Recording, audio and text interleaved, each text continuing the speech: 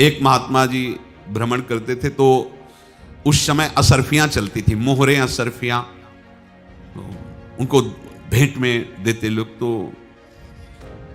या तो ठाकुर सेवा में लगे तत्काल, या संत सेवा में तत्काल लगे, उसका संग्रह करके डोलना ये ठीक नहीं है बैरागी के लिए, सिद्धांत में ये ठीक नहीं है।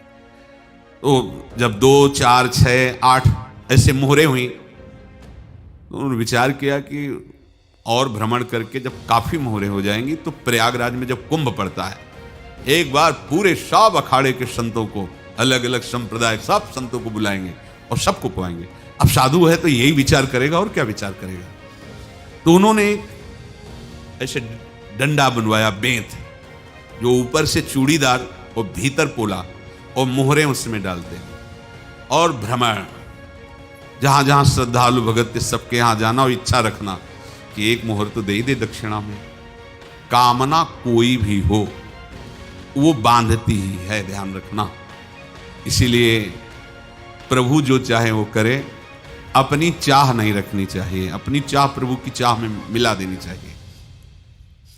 धीरे धीरे वो छड़ी भर गई, भ्रमण करने वाले महात्मा चूड़ी लगाई, इंतजार करते रहे। जब प्रयाग का कुंभ पड़ा तो चले।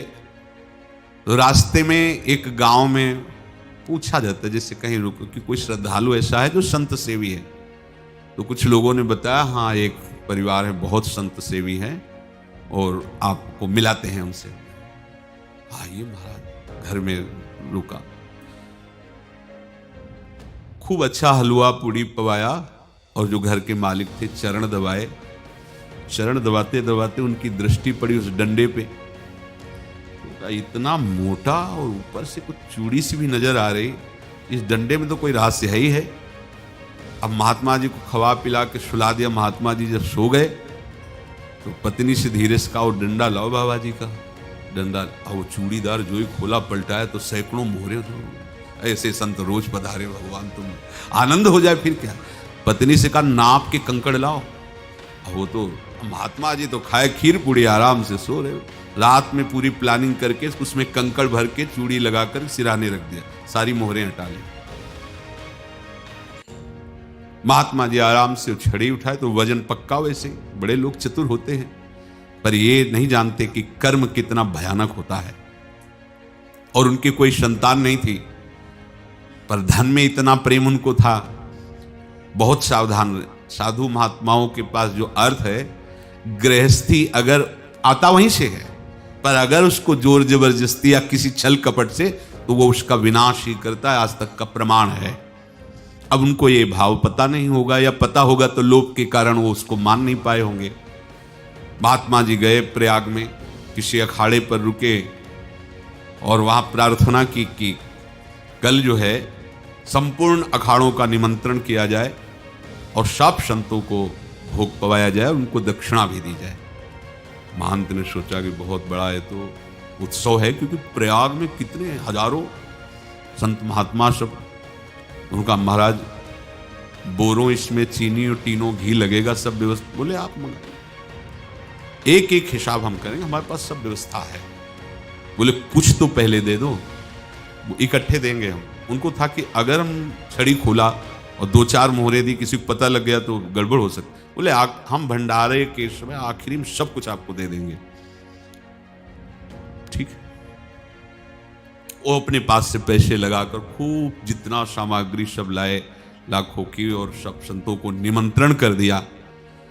संत जन निमंत्रित हो गए, भंडारा बन रहा है। तब वहां के महंत है, उनका देखो भंडारा भी बन रहा है, संतों को निमंत्रण। अब आप अर्थ की व्यवस्था कीजिए, क्योंकि इतनी बड़ी हमारी सामर्थ्य नहीं थी जितना हमने किसी तरह हमने व्यवस्था की। अब मुझे अर्थ चाहिए, तभी आगे की व्यवस्था बढ़ेगी। संतों को दक्षिणा देंगे और जिनसे अर्थ लिया उनको दे। देखो रसोई बन गई है सब।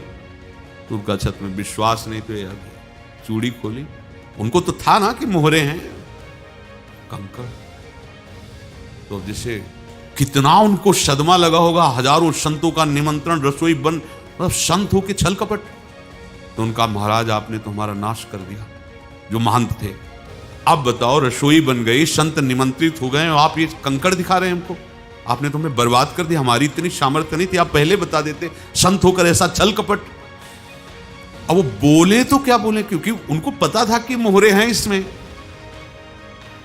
अंदर से उनका चिंतन गया उसी सेठ के पास, अच्छा ऐसा धोखा हमारे साथ किया, भोगोगे तुम। अब इनका कैसे मुंह दिखाएं, अब क्या करें। सुबह संत जन आएंगे, सबके बीच में हमारी कि देखो इन्होंने, अब क्या करें। गए और संगम में जाके छलांग लगाई, अपने प्राण त्याग दिए। अब उनके तो पास मोहरे थी और व्यापार बढ़ा, और 9-10 महीने बाद ही लड़का हुआ। अब तो उनको कि संत फलीभूत हो गया, देखो व्यापार चल रहा, लड़का नहीं होता था, लड़का भी हो गया, बड़ा आनंद छा रहा है। जब से वो प्रकट हुए और धन की वृद्धि शुरू हो गई, पढ़ाई लिखाई में उनके खर्चा हुआ सब, बस बीमारी शुरू हो गई उनके शरीर में, अब उसमें पैसा जाना शुरू हुआ। इतने आसक्त वो दोनों हो गए कि कुछ भी हो, व्यापार ठप, संपत्ति बेचना शुरू। तो उन्होंने कहा कि बेटा मैं क्या कर सकता हूं तुम्हारे लिए। बोले हमारी अंतिम इच्छा है प्रयाग चलो, और जितने प्रयाग में संत महात्मा है सबको एक बार भंडारा करवाओ, हमारी इच्छा अंतिम है, क्योंकि अंतिम यही इच्छा थी। बोले अब ज्यादा संपत्ति तो नहीं रह गई, तो बोले घर बेच दो, मेरे लिए ही तो है, बेच दो। मुझे लगता मैं बचूंगा नहीं, पर मेरी अंतिम इच्छा पूर्ण कर दो। घर बेच दिया, जेवर बेच दी। वहां गए, जब संत सेवा की तो बोले मुझे संगम तक ले चलो। संगम तक ले गए और बोले समझे तुम चुराए थे और हमने उसको छीना है, कुछ नहीं रह गया तेरे पास कुछ, अब केवल ममता और आसक्ति में जलकर मर और नरक प्राप्त कर। मैं वही महात्मा हूं जिसकी तूने मोहरे ली थी।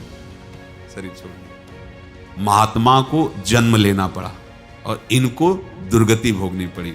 ऋणानुबंध होश में, ऐसा नहीं कि आप जो कर रहे हैं कोई देख नहीं रहा, कोई हिसाब किताब नहीं, जो कर रहे हैं अवश्य में भोक्तव्यम, बहुत सावधान।